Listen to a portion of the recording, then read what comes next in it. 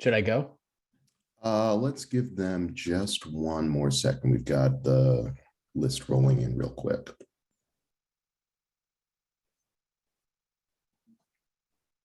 All right, 60 is good. Hello and welcome. My name is Alfred Artis, and this is Veloz's webinar series. I will be your moderator. I'm also the new program director, Alfred Artis, as mentioned before. And today's topic is 350 kilowatt charging. Will this future-proof electric vehicle charging? So to start off, we will begin with a presentation by Nick Nigro, who is the founder of Atlas Public Policy. And his group has been conducting research into charging as well as many other electric vehicle topics. So I will let him take it away. So Nick, thank you so much for being here. And I will pop off camera and let you begin. Thanks a lot, Alfred, and really happy to be here today on behalf of Atlas Public Policy and my colleague, Lucy McKenzie. She's feeling under the weather today, so I'm pinch hitting her for her at the last moment. And so I will do my best to fill in for her big shoes. I'm going to share my screen and present some of the work that she had led for us last year to get the conversation going on charging infrastructure needs. We had conducted this work back in late 2020 into 21 for the Hewlett Foundation. And we were basically trying to answer the question, how much money would it cost from an infrastructure standpoint to electrify all the passenger vehicles in the United States? Before I give you into some of those results, just in case some folks aren't familiar, Atlas Public Policy is based in Washington, DC and San Francisco. I'm the founder of the company. We are a bunch of policy and tech folks working to try to advance data-driven public policy. Most of our work is in the transportation and climate space. So I mentioned this work was funded by the Hewlett Foundation, but it was also advised and provided input to by a large number of folks in our industry, from the national labs to other public agencies, nonprofits, and private sector. And so you can see this long list of folks that really helped improve the quality of the content here. So I mentioned the question we were trying to answer was, how much money is it going to cost to build out the infrastructure to electrify all the passenger vehicles in the United States?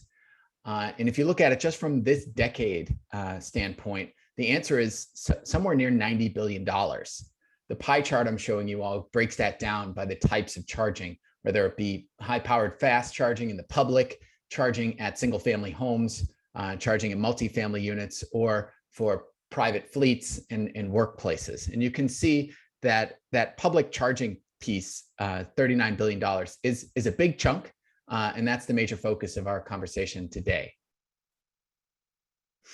To give a little context on what we were looking at when it comes to 100% EV sales, you can see there's a really, really steep increase in the near future for us to actually get to that glide path of 100% sales by 2035, and eventually 100% of vehicles on the road by 2060. And so that's going to require a lot of infrastructure in the near term. There's lots of different assumptions that went into this modeling, and I encourage folks to check out our website to find out more details on that. So in a nutshell, we're looking at somewhere near 500,000 charging stations needed by the end of the decade for public charging and for fast charging, level 2 charging, and workplace charging all at once. That number is quite close to what folks have heard from the President Biden's administration for 500,000 charging stations for EVs. And that just happens to be a coincidence, frankly. We actually came out with our findings just around the same time that the administration made their announcements. And so it was a happy coincidence for us. Importantly, and I know we're talking about 350 kW today, 350 kilowatt charging today, that was the main assumption for the fast charging that we would be deploying in this modeling exercise. And so we looked at assumptions from cost data from the ICCT and others on how much we thought that charging would cost at both through the 350 kilowatt and the 150 kilowatt power levels. Clearly, there's a big difference in the customer experience between those two and different use cases. And what we found was that there would be a considerable savings in deploying 350 kilowatt charging over 150. And the bottom line is basically at 350 kW, you're serving a lot more customers in a given day. And at scale, you can deploy far fewer of those stations than you would at 150 kW. And that in the aggregate across the entire country over a very long period of time would save many billions of dollars. You can see the difference. We would need, a few 100,000 fewer ports at 350 kW versus 150, and a savings of about $14 billion or so.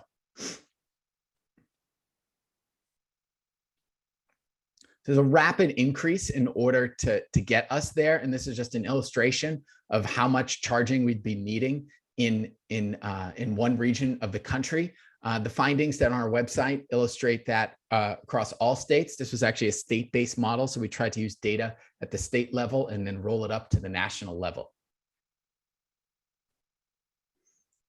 And so with that, I'm going to stop sharing because I know folks are probably tired of PowerPoint at this moment after some years of doing it. And so I'd love to start that conversation with my fellow panelists, Michael and Matt.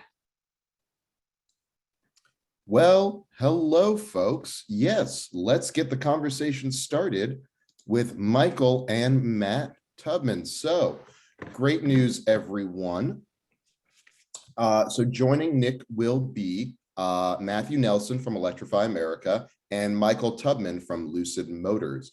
Each one works in public policy for their respective organizations. So if you wouldn't mind introducing yourselves, Matthew and then Michael, and then I'll pop back on and ask a quick question. Why don't we start there?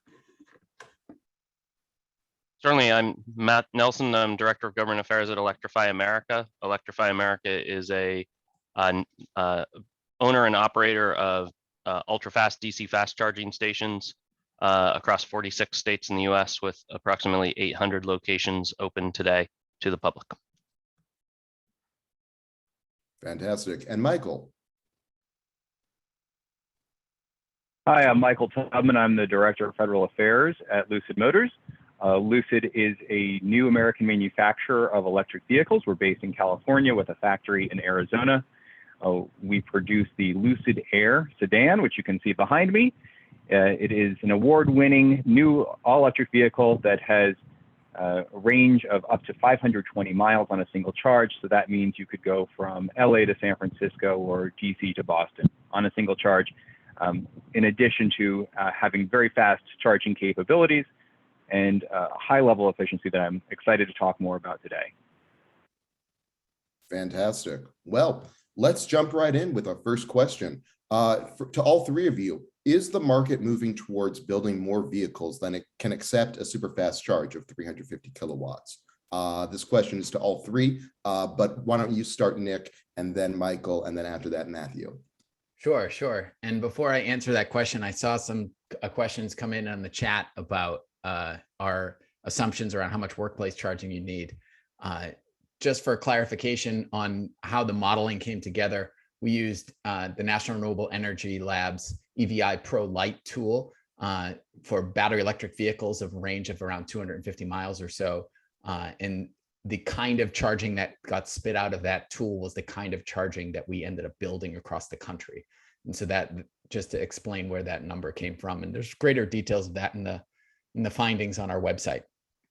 But to your question, yes, in short, lots of new vehicles are coming out at 150 kW charging or so now. Folks who've been in this industry for a long time know we, for some years, EVs could only handle about 50 kilowatts for fast charging. We're well past that now. Michael's company's car can handle the most, I believe, at this point. But many of the vehicles, if not most of the vehicles offered for sale, can handle well over 100 kilowatts today, and I don't expect that to slow down.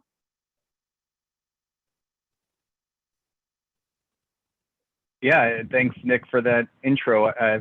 We do offer the fastest charging available on the market today. We have a 900-volt battery architecture in our vehicle that allows charging at more than 300 kilowatt power. When we were designing our vehicle, we really wanted to make the consumer experience to be superior to that of other electric vehicles and internal combustion engine vehicles. So we had a focus on reducing one of the main concerns that consumers have when purchasing EVs, which is dwell time. We don't want people, our customers, to be sitting around at charging stations for longer than they have to. And so we really focused on making sure that our vehicles could do that. They can take that more than 300 kilowatt power charge that allows them to charge at a rate of about 20 miles per minute. And that reduces their wait time, even with a massive battery like we have. So for us, it's a matter of making sure that our customers are getting the best available experience when they're charging. And we expect others will want to replicate that experience moving forward now that we've set the standard. Matt, turn over to Matt. Yeah. Well, so I think this is a great question because this is such a fast moving space that a question that if you asked this question a year and a half ago, you get a pretty significantly different answer. What the 15 automakers just sent a letter to 15 of the world's largest automakers just sent a letter to DOT about a month and a half ago that noted that the average charging speed of or power level, charging power level and charging speed are the same. The average charging power level of new EV models has gone up 3 times or threefold in 5 model years. It's gone from 50 to 150 kilowatts average across the full fleet. And this is happening across every segment. So of course, the Lucid car behind Michael is generally considered a luxury vehicle. It is also happening in the volume sector. Kia and Hyundai just came out with 230 kilowatt charging capable vehicles this quarter. It's happening at GM and Ford. It's happening at Lucid, of course. It's also happening at Polestar and Porsche. It's happening across cars and SUVs, foreign and domestic, startup and legacy, luxury and volume. It's happening in every segment, and no one's going the other direction. Every automaker is increasing the charging power level of their vehicles with each model. Everybody's moving up the curve at a different speed and a different pace based on their battery technology and what they are capable of doing. But it's a overwhelming clear trend that the industry is moving towards ultra fast 350 to 150 to 350 capable vehicles at a very rapid rate. And the other thing that the automakers noted in their letter is they're doing this due to consumers. Consumers want the faster charging, and they are not happy when they buy a faster capable vehicle and they bring it to a station and they get a substantially slower charge than they expect. And so for those reasons, we see it as a pretty clear trend towards ultra fast charging capable vehicles on the road in the US in massive numbers and massive quantities in the very near future. When I'm thinking about that, I do think back to the 50 kW days and when we were trying to deploy 50 kilowatt charging on corridors. And I remember asking a state transportation agency, who do you actually expect to sit at a rest stop and charge for an hour every hour and a half in order to do a road trip? And I don't think there was a lot of expectation that too many people would be doing that. And I don't think many people did do that. Fast forward like 5 years or so, I was sitting at an SAE conference in Washington, and one of the major OEMs was up there saying, we are planning for 350 kilowatt charging. And at the time, 50 kilowatt was still the standard. And this was before Matt, your company was in existence. I thought this is just a play to delay. They are going to try to say that this is the only way we'll ever have mass scale EVs. And so the technology won't be ready for a very long time. So we have to really go slowly. But clearly I was wrong about that, because shortly afterwards, you all started building stations like that. And I want to hear more about why you made that judgment call right at the outset. But then cars started getting introduced that could start to approach it. And then Michael's company comes out and actually does it. So I just want to hear, it'd be great to hear, Matt, about how you guys got to that point so many years ago now to say this is what's going to actually happen, and it's going to be cost effective enough that people are going to have it at scale?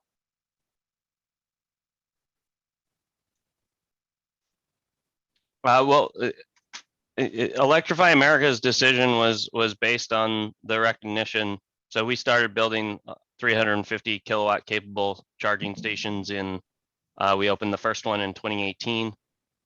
We've been opening them at a pace of about three per week ever since. There are now about 380 stations in the United States with that charging capability on our network across the country. We build them on highways. At this point, we focus on 350 kilowatt on highways because that's where a driver needs the fastest charge. That's where they pull in, they expect a gas station experience, and only a 350 kilowatt capable charger can deliver that kind of speed. We did it because we recognized that the automaker, this was a very simple chicken and egg problem. The automakers were not going to design vehicles to use charging that put the cost into the vehicles to use a charging network that did not exist.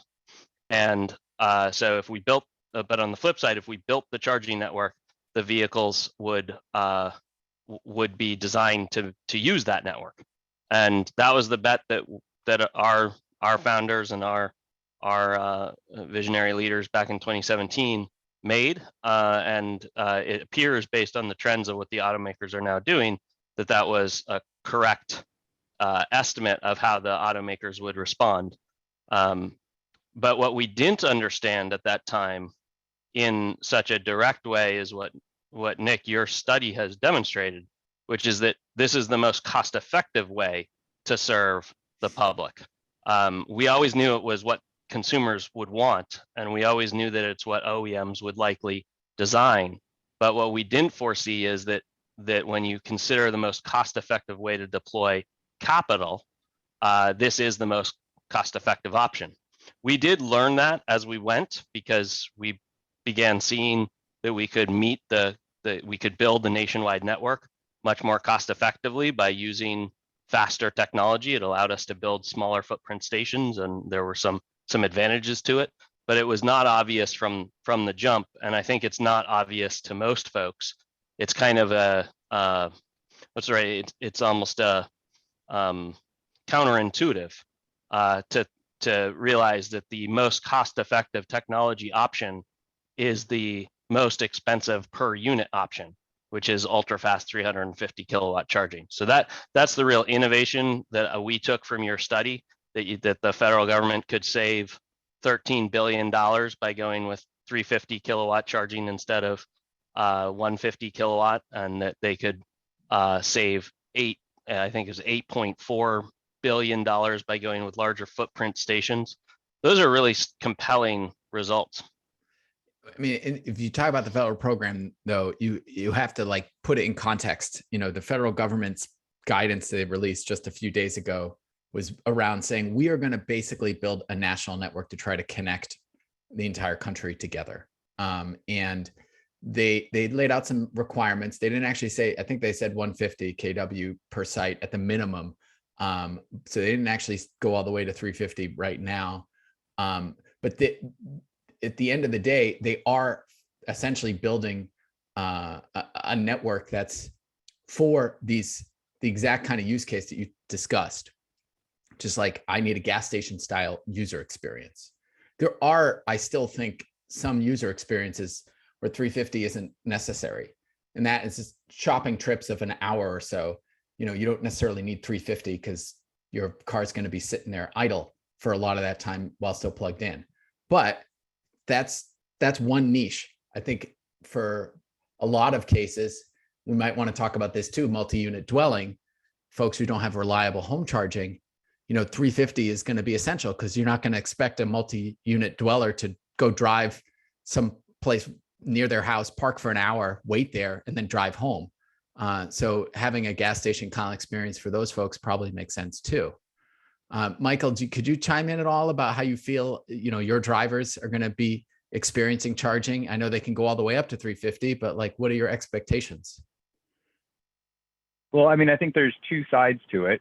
One is the actual use case, right? As you explained, we're looking at being able to have our users have an experience, whether they're at home that is efficient, in a multi-unit dwelling that's efficient, or particularly on these long distance trips that allows them to make the fewest amount of stops and the shortest stops as possible.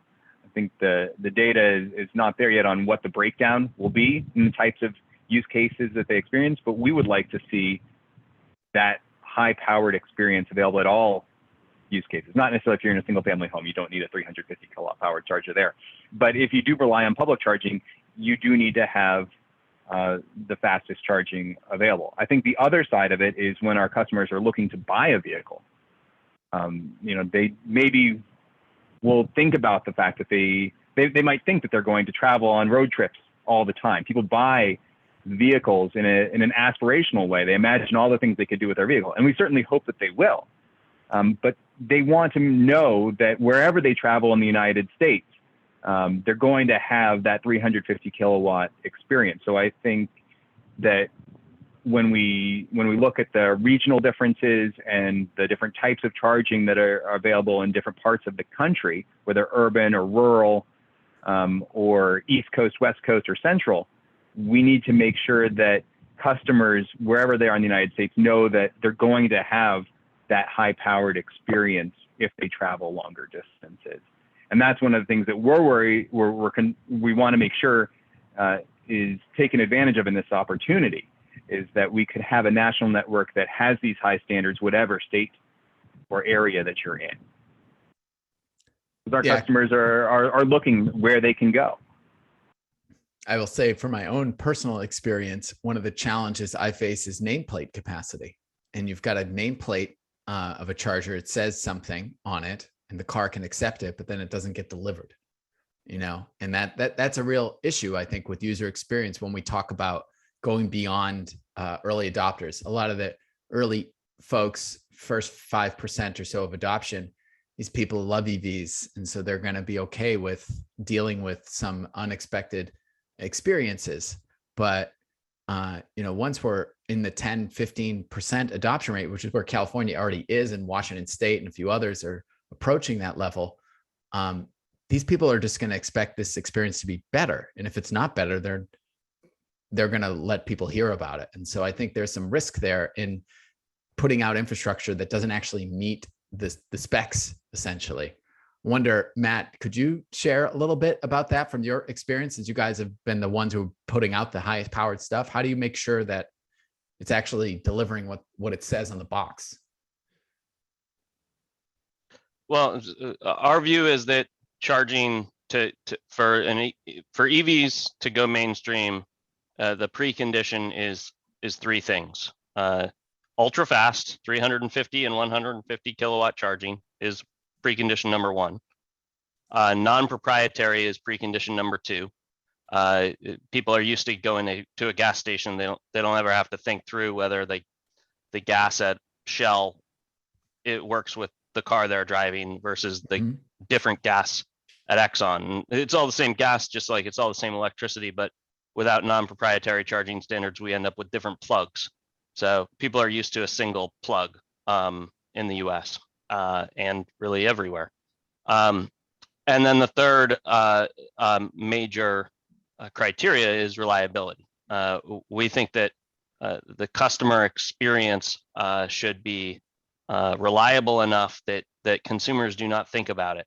And it is not there today. The most recent JD Power and Associates study found that the reliability of charging is the number one concern for EV drivers. Think about that for a minute. When was the last time you thought about whether the gas station would work on Saturday morning on your way to grandma's house? It's not even a question. And so we need to get to that level of reliability. That's what consumers expect, and that's what this industry is working towards. The fact of the matter is these are very sophisticated computer systems. So an EV charger and an EV vehicle communicate like two networked devices, like your phone and your laptop.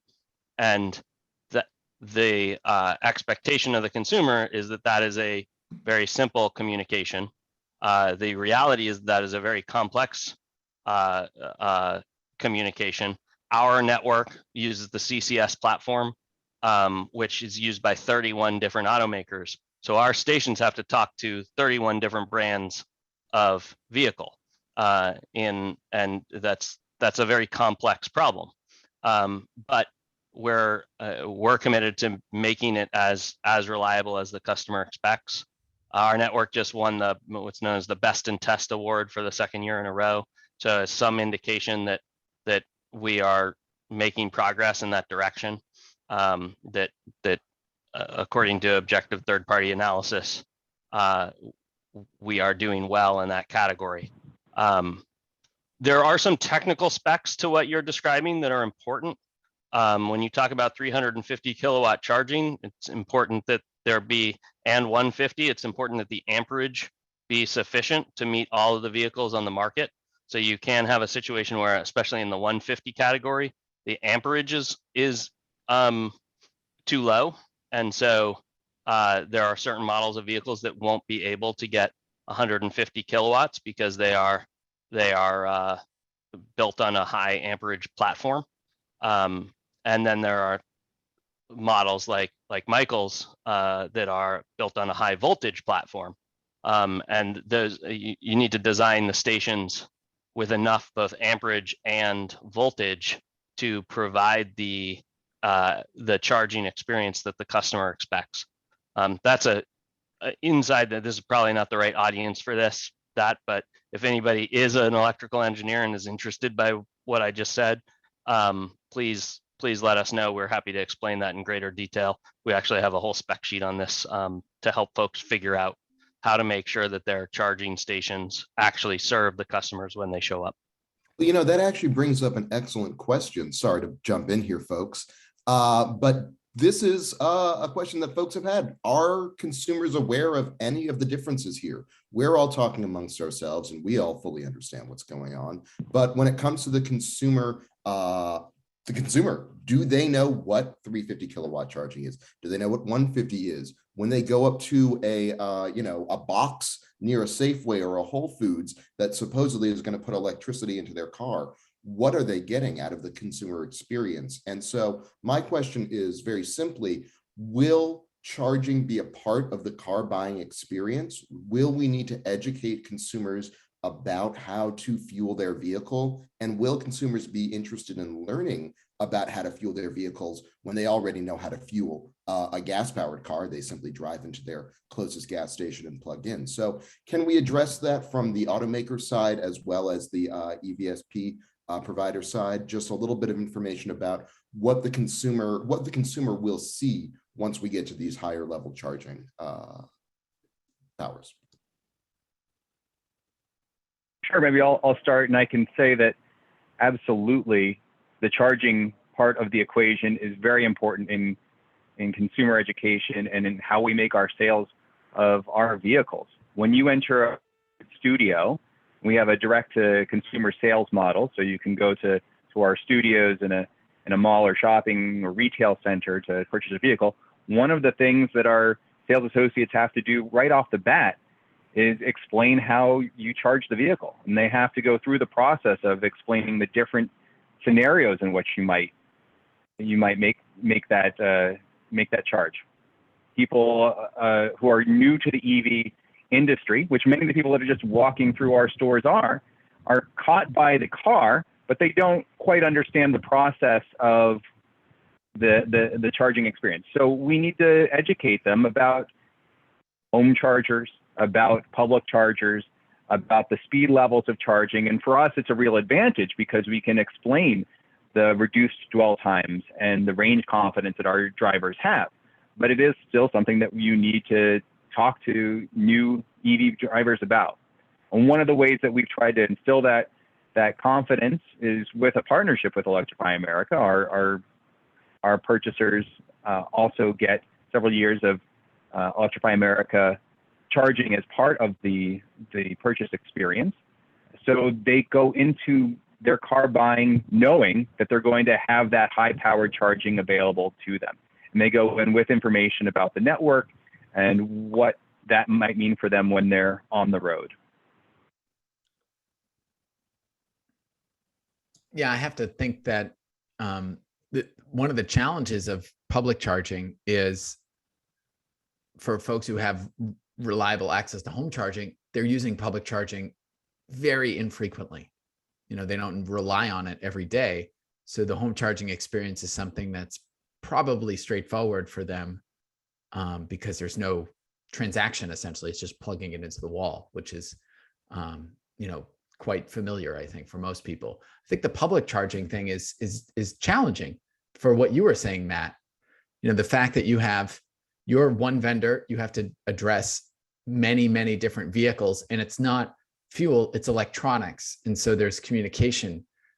I used to be an electrical engineer, so I think I remember some of this stuff.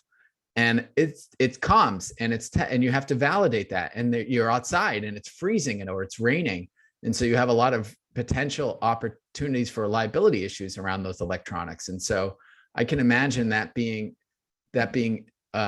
challenging for Electrify America. And I had a question asked to me recently that I'd love to relay to you, Matt. Is like, you guys you're not a gas station, right? You don't have an attendant sitting inside a store. So how do you ensure that these newcomers that Michael's talking about actually have a good experience when there's nobody there to kind of walk them through it? Can I add just to add on to that before Matt answers, is that when you have a new car buyer and they're new to EVs, I don't think they quite understand how much of that charging is going to be done at home if they're in a single family home. Mm-hmm. There's often an assumption by new car buyers that they're going to be using the old gas station model and that all of their charges are going to be done in public. Mm-hmm. And that's part of the education we go on as well. So that's incumbent upon the charging stations to have, the best services available so that people, even if they don't end up using public charging as much as they think they might, they still know that it's out there and reliable. Mm-hmm.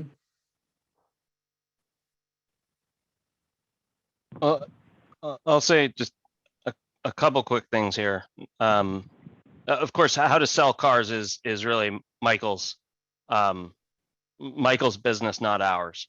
But Michael alluded to, we have partnerships with OEMs. So what the OEMs tell us is that the EV driver wants the fueling to be part of their electric vehicle purchase, which is kind of interesting when you think about it. We don't get a gas card when we buy a gas car, but we have partnerships with now 13 different automakers. So we just announced one with BMW. We have it with Ford, and we have it with Porsche, and we have it with Polestar, and we have it with Hyundai. And when you buy those vehicles, they come with some level of free, as well as Lucid. And when you buy those vehicles, it comes with free charging on our network. And clearly the automakers see value in that because they are including that in their purchase. With regard to the customer experience, our view is that it should be as simple as possible. And the goal should be exactly what you described as the home charging experience. So our goal is to have plug and charge be the standard way to charge an electric vehicle. And we've deployed that actually with Lucid and with Ford and with a number of other automakers. So when you drive those vehicles up to our station, you simply drive up, plug it in, and walk away.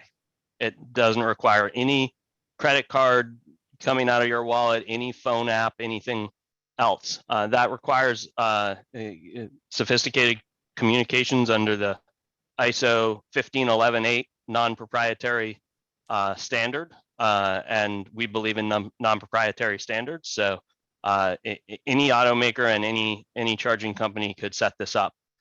We believe that's the way to make this an even easier experience than a traditional gas station. So that's your The second, future plug-in charge? we think it is. Yeah. We think that's one of the lessons you can learn from the Tesla supercharger network. They've had plug-in charge in a closed network for years, and consumers seem to like it a lot. Mhm. But for vehicles that does require certain capabilities on the vehicle, every charger we've deployed has that capability. But the vehicles also need that capability. And so for the consumers that can't use that, we think it's very important to have a very user-friendly app to use your phone to start a charge, kind of like ordering an Uber. And we think that at the end of the day, consumers are still used to using credit cards. So it's important to have credit card capability on each charger, and we deploy credit card readers on every charger. That's a very controversial view. There are others that think that credit cards are kind of an antiquated way to pay, and we should move beyond that. Our view at this point is let's move beyond that, but let's continue to give the consumer options. So every charger we deploy has the option for the consumer of using an app, using a credit card, or using plug and charge. We think that's as easy as it can go. And this is a barrier. It's every study shows that what you were referring to is that everybody's been seeing a gas pump operate since before they were any memory. They have no recollection of having to learn how to use a gas station.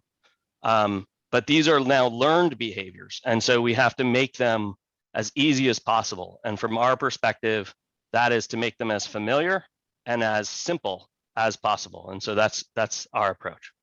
Do you think that automakers will begin to start advertising more information about this? We talk about education a lot, but the fact is that most education about vehicles comes from commercials and advertising. So will automakers be advertising more about how cars can accept faster charges, what kind of faster charges there are? Because I don't know if we can rely on third-party vendors to be talking about these sort of complicated charging phenomena out there. So are automakers planning on helping consumers understand the difference, or is that something that we're going to export to the public sector?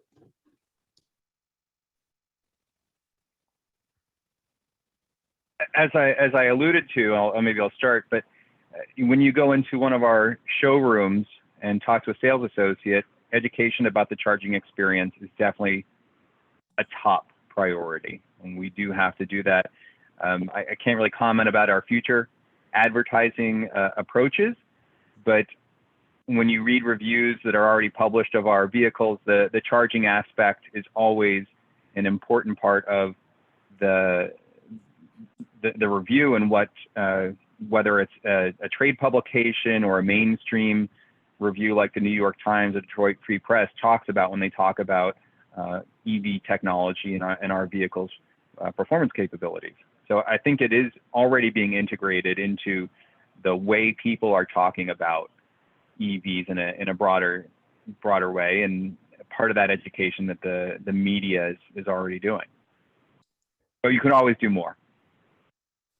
Great. Well, speaking of 350 kilowatt charging, how does that affect the battery of the car? Does that cause a faster degrading of the battery's ability to charge? I mean, the answer, I think, in short, is it really depends on the battery and the tech. But I don't know if Matt or Michael, I don't know, Michael, you can even share that information, but I don't know if Matt, you have anything you want to share about the vehicles you guys test and how well they work.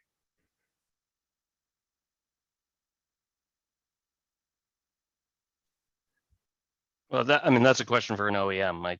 Yeah. We aren't testing the battery. I know that you can't sell an EV in the United States without an 8-year warranty on the battery.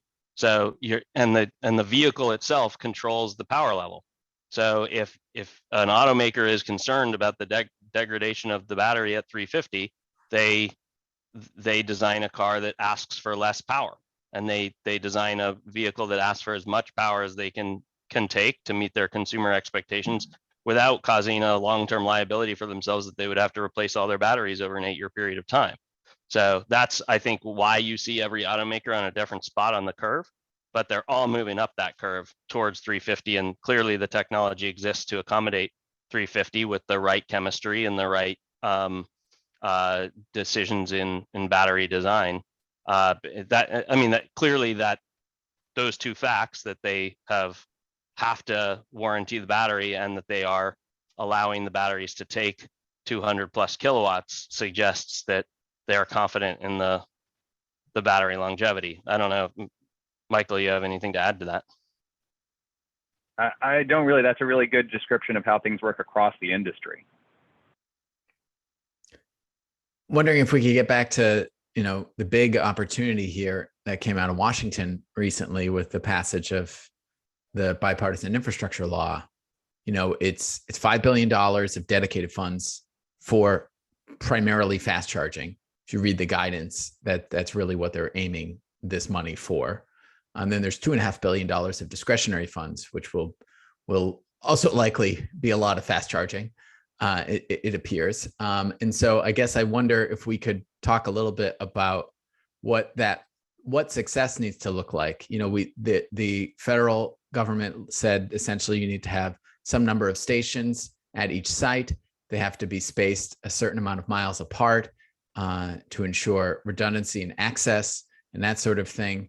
I wonder if you all want to speak to other parts from the power side of things to get us back to this 350 kW. How much of this charging do you think it needs to be 350 kW for this program to succeed? Matt?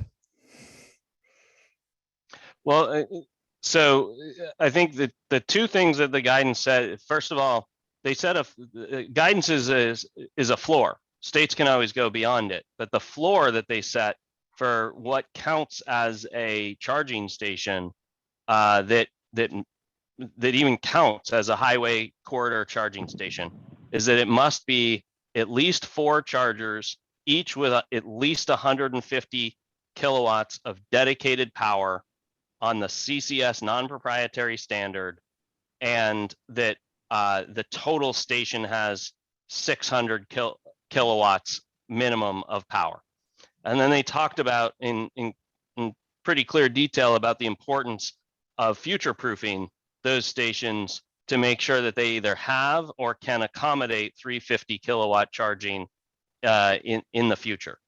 So we think that that as a floor is a pretty important fact. There's never been a regulatory program to date that has put so much emphasis on charging power per charger and has emphasized the importance of ultra fast charging as distinct from 50 and 100 kilowatt charging.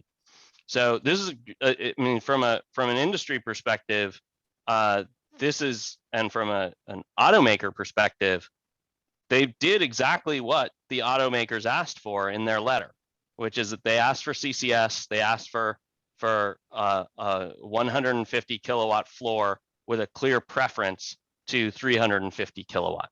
So I think that's a very important guidance document. I think for a state official interpreting that guidance and deciding whether to go with 350 or 150, I think the study that you presented at the beginning of the conversation is most apropos. It's clear that they will get more capacity from your study. They will get more service to the public with their limited resources. This is a lot of money, but it's only a $5 billion program, and you said the need is 39 billion. So they need to maximize their investment. And if they go with the 150 kilowatt charger, according to the study you presented at the beginning, I think it would cost 52 billion. So it seems like that study pretty clearly shows that more investment in the 350 kilowatt charging is consistent with the direction from, is consistent with the floor and is consistent with the consumer need. And finally is consistent with their direction, very clear direction in the guidance that investments should maximize impact, that states should decide on the technology that has the greatest, most maximum impact on service and EV adoption. And so for those reasons, it seems to us, reading the guidance, that the federal government has been pretty clear in their support of the need for ultra fast charging with 350 kilowatt capabilities in the future. With one of the great things about federal programs is they can look at things from a national perspective and look at ensuring, when you're talking about equity, they can look at urban communities, suburban and rural communities all at once. And there's a long history of the federal government ensuring that rural communities have essentially not equal access, but access to the services that other communities have can use, like the electric power programs of the New Deal, delivering rural electricity. There's a few other examples historically, the interstate highway system being built to ensure access for rural communities to the rest of the country. This is arguably that moment for EVs, it seems. But a lot of people might say, well, geez, if you're out in the middle of nowhere, how are you going to get 350 kilowatt charging to a site? And so we also have this issue in a lot of rural communities outside of the East Coast corridor where we are, where you can't actually build on the highway, you have to build off the highway. So, Matt, can you speak at all to, you guys have been trying to do this for a bit. What's your experience? In summary, I would say there's a giant misconception on this issue. What we have found is that, so we built more than 800 sites nationwide. More than 400 of those have 350 kilowatt charging. The others all have 150 kilowatt and multiple chargers. So we've built the sites that meet this guidance of, we always build more than 4 chargers, or 4 or more chargers, and we always build a minimum of 150 per unit. So our stations, our typical highway station has a megawatt of demand, and those highway stations are built in rural America, overwhelmingly. And what we have found is that there is a perception that the grid in rural America cannot handle ultra fast charging, and it's a completely false perception. The most difficult place to build ultra fast charging is the urban core. Manhattan, downtown San Francisco, downtown LA. Those are extremely difficult places to deliver a megawatt of power. A commercial establishment in rural America has the capacity to do this. And if it doesn't, then another commercial establishment, the grid in that location has the capacity. The two things you have to do is you have to talk to the utilities from jump. The site in a rural location, there might not be the ability to build to cost effectively add an ultra fast charging station at one retail establishment off that exit. But there will be, if you study with the utility, you study 5 or 6 locations at that exit and pick the location that the grid can handle. And we have found that by we've worked with more than 220 utilities in the United States to site stations. And every time we do a feasibility study as our first step. And that allows us to build these stations without creating massive upgrade requirements. We've almost never, I mean, it's less than 2 or 3% of all stations have required significant grid upgrades. And even in those locations, we're choosing to build the station we're restricted in some way. And we could have done it in another location down the highway. So one, the grid can handle it if you work with the utility.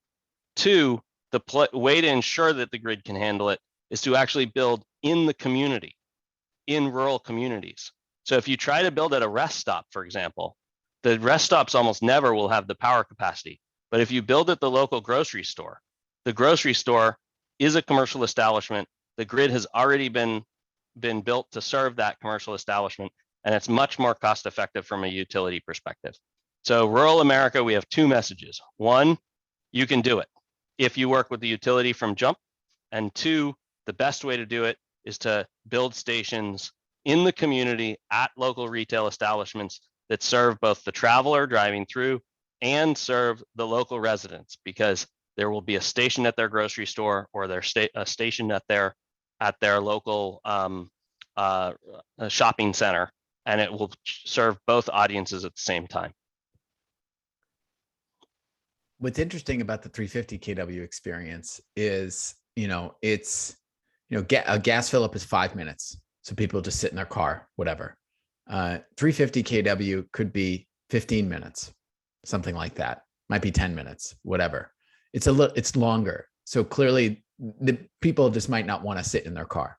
And so you're saying, well, we cited grocery stores. People could obviously go into a store, get something, whatever. What I wonder from the OEM side of things is like, how are you communicating that to folks? Like, it's ultra fast charging, yes, but it's not like 3 minutes. So you're still going to have to, you might still do something. How do you talk about that with potential customers, Michael?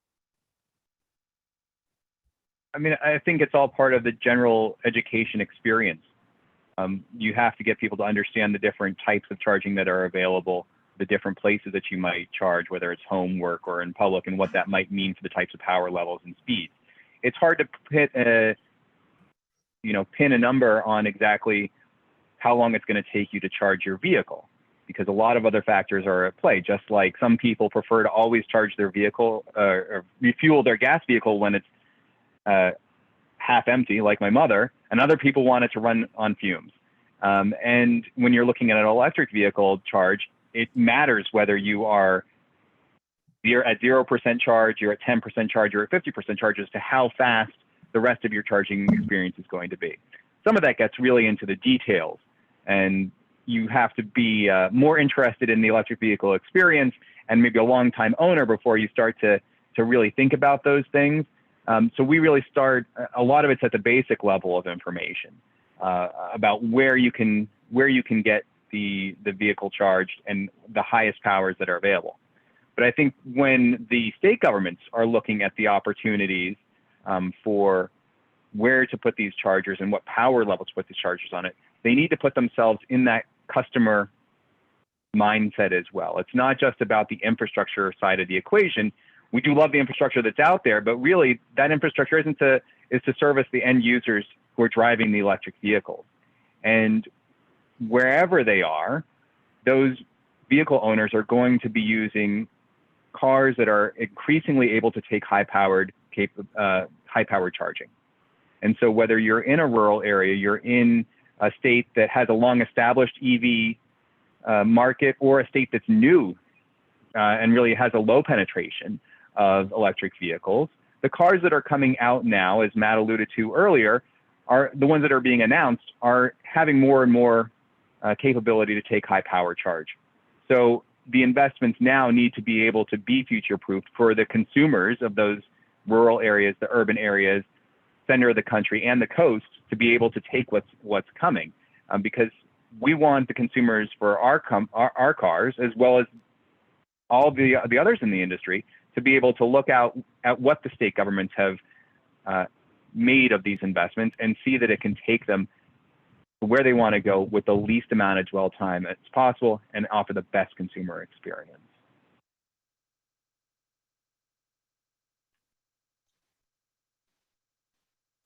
I have a question for Nick, if I'm allowed. Alfred, can I ask questions here, Matt. Go ahead. Of Nick? Oh yeah, go for it, please. Okay.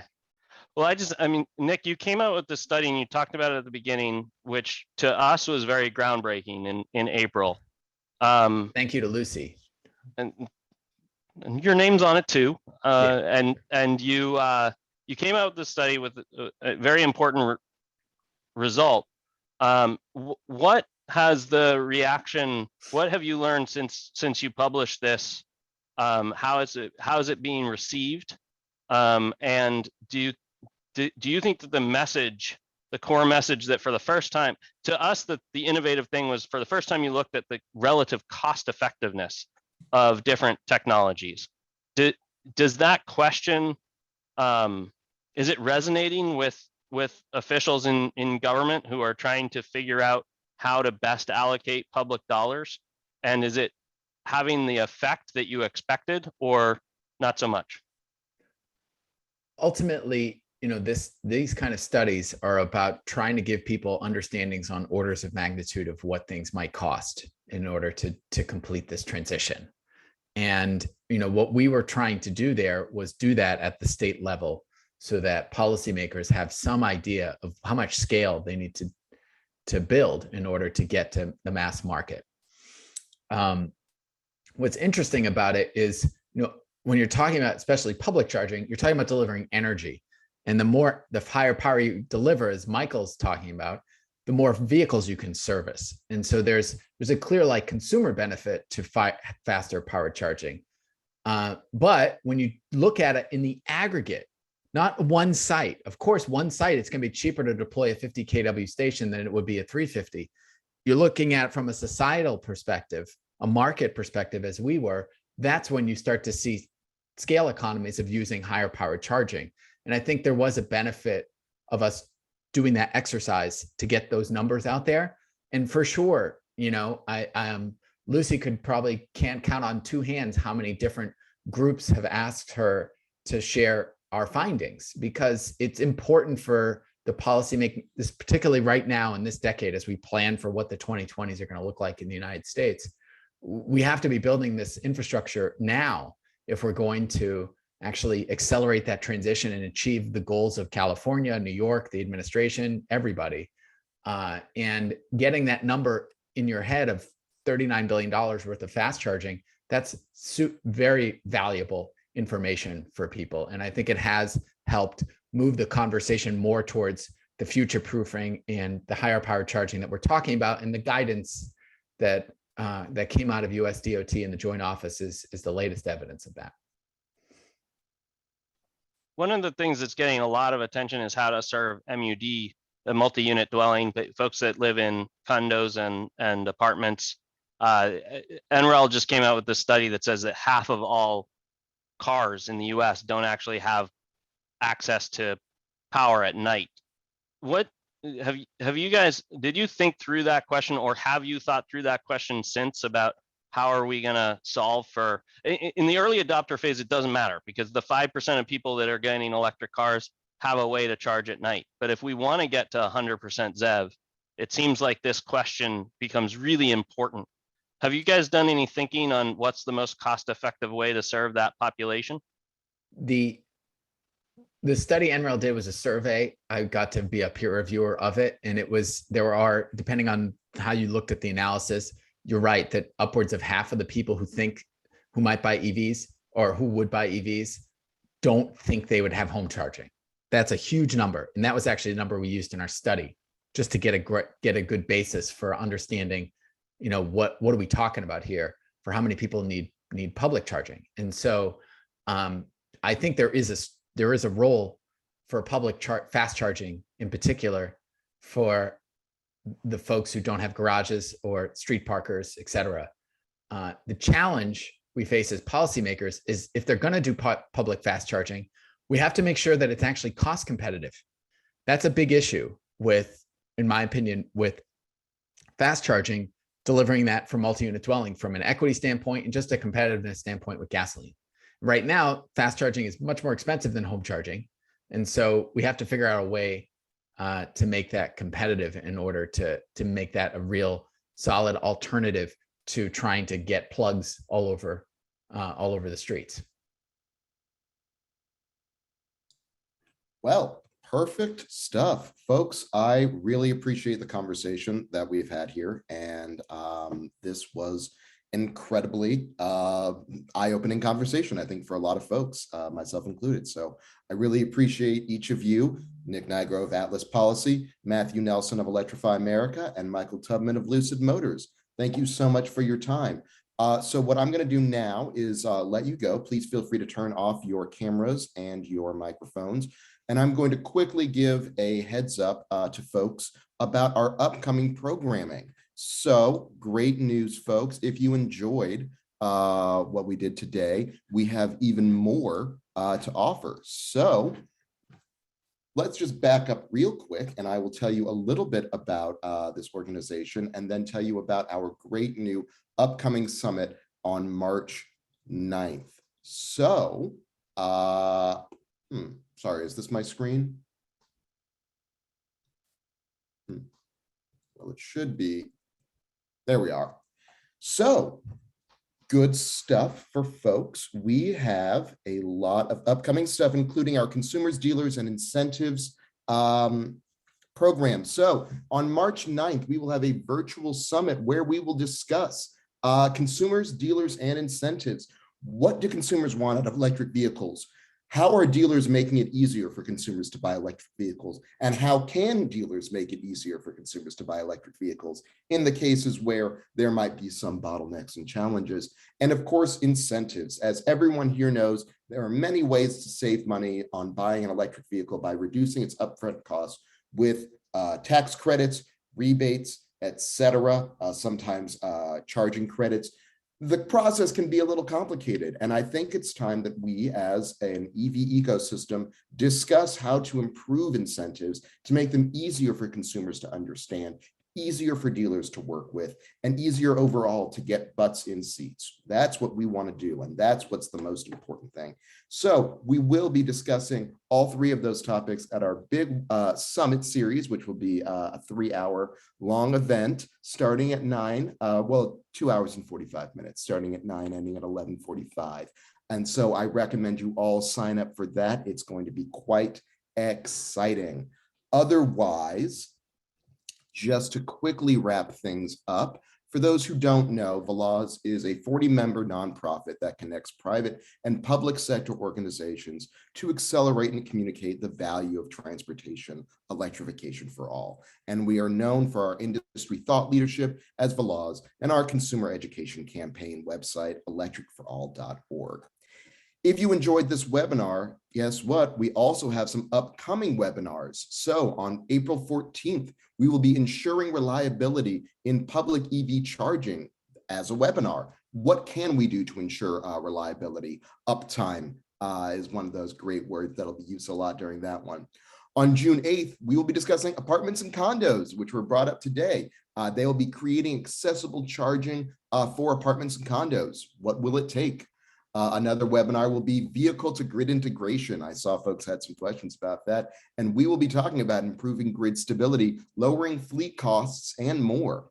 On October 13th, we'll be talking about EVs and emergencies and natural disasters, staying safe while driving an EV when it gets cold out or when the electricity goes out. What can you do? A lot, actually, and we'll be getting into that. Finally, on December 8th, we will be talking about living rural and going electric. That's right. If you live in a rural area and think electric isn't for you, think again. Living in a rural area can actually have lots of opportunities for electrifying that can be both great for local air quality as well as greenhouse gas reductions. So I want to thank everyone, our panelists, for joining us, and of course, all of our attendees. This recording will be made available for you afterwards. And thank you so much for your time. If you have any questions, please feel free to email me directly at alfredartis@veloz.org. And otherwise, please have a wonderful day. Thank you.